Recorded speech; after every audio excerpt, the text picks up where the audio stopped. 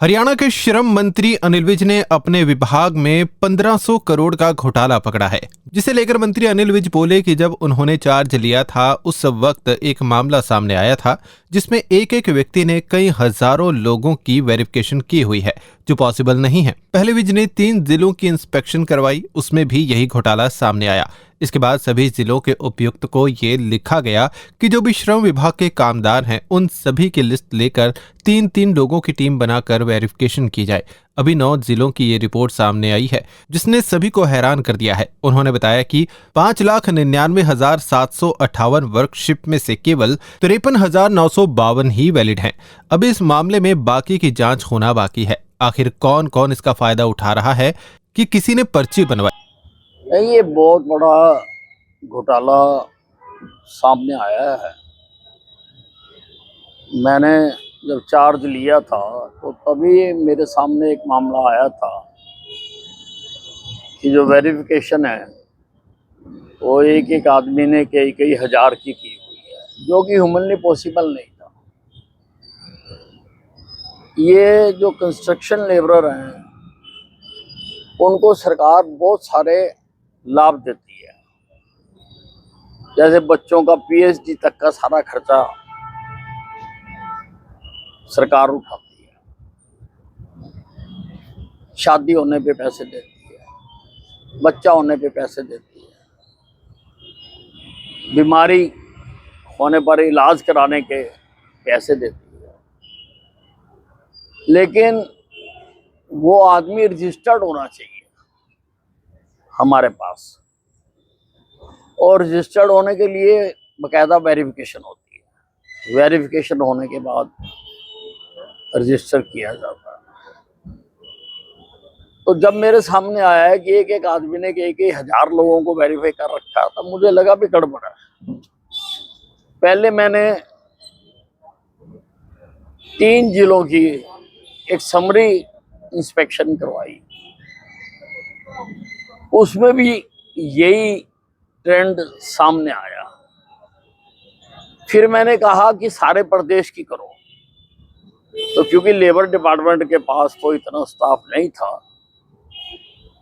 तो फिर मैंने सभी डिप्टी कमिश्नर्स को लिखा कि वो 3-3 लोगों की कमेटी बनाएं और अपने जिले में जो हमारे रजिस्टर्ड कामगार हैं उनकी सूचियां लेकर उनकी घर घर जाकर वेरिफिकेशन करें।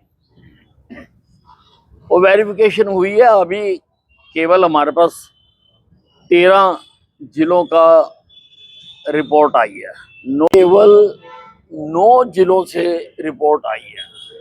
आनी तो सबसे जानी चाहिए थी, क्योंकि हमने तारीख तय की थी कि इस तारीख तक सारी रिपोर्ट आनी चाहिए, लेकिन अभी 9 जिलों की आई है और हम उसको देखकर हैरान हो गए हैं कि 5,99,758 वर्क स्लिप्स में से केवल 53,249 ही वैलिड हैं, बाकी सारी इनवैलिड हैं।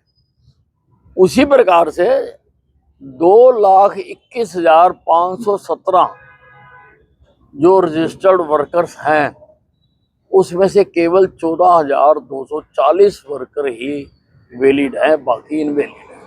इसका मतलब ये है कि बाकी लोग लगातार सरकार से जो बेनिफिट मिलते हैं कर्मचारियों को वो ले रहे हैं।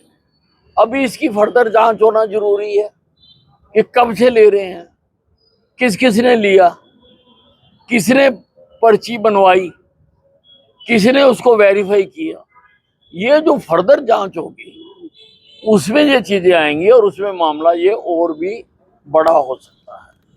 पश्चिम बंगाल में लगातार हिंदुओं पर अत्याचार हो रहे हैं, जिसे लेकर हरियाणा के कैबिनेट मंत्री अनिल विज ने कहा कि पश्चिम बंगाल की सरकार अपने किसी भी दायित्व का निर्वाह नहीं कर रही और इसी कारण से वो क्राइम स्टेट है और वहां लगातार क्राइम हो रहा है। सबसे बड़ी बात यह है कि क्राइम अगेंस्ट विमेन वहां पर सबसे ज्यादा है। मुख्यमंत्री होते हुए भी ये हालत पश्चिम बंगाल की है। देखिए, वेस्ट बंगाल की जो सरकार है वो अपने किसी भी दायित्व का निर्वाह ठीक ढंग से नहीं कर रही। इसी कारण से वो क्राइम स्टेट है और लगातार वहां पर क्राइम होता है। और सबसे बड़ी बात है कि क्राइम अगेंस्ट वुमेन वहां सबसे ज्यादा है। एक वुमेन मुख्यमंत्री होते हुए ये हालत है वेस्ट बंगाल की। और घुसपैठिए जो हमारे देश के नहीं है, जिन पर हमारे देश का कोई अधिकार नहीं है, उनकी संख्या भी उस प्रदेश में सबसे ज्यादा बताई जा रही है।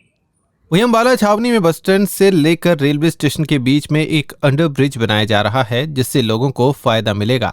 इसे लेकर मंत्री अनिल विज ने कहा कि इसके लिए जल्दी ही नक्शा बनकर तैयार हो जाएगा और उसके बाद कार्य शुरू करवाया जाएगा। एक अंडरपास बनाने जा रहे हैं रेलवे स्टेशन से बस स्टैंड तक, क्योंकि बीच में जीटी रोड आती है, लोगों को क्रॉस करने में बड़ी दिक्कत होती है।